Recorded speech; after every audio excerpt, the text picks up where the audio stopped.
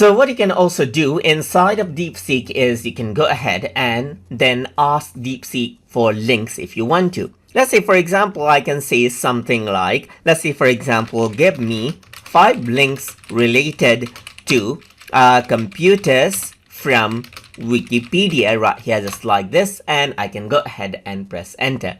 So once you go ahead and do that, what happens is that it'll simply give out 5 links as long as it is in database, as you can see right here. So you can similarly ask it for links as well. If I were to click on it, you can see that it actually goes ahead onto that particular Wikipedia page. I can go ahead and click, and you can see that these are all related to computers just like this.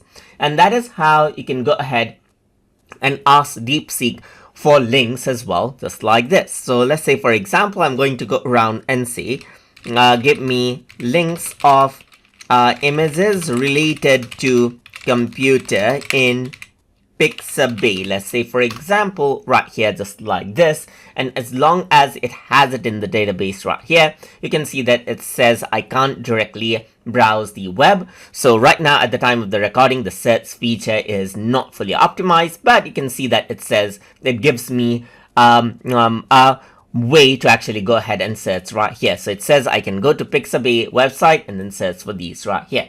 So that is how you can directly ask out DeepSeek for links as you like.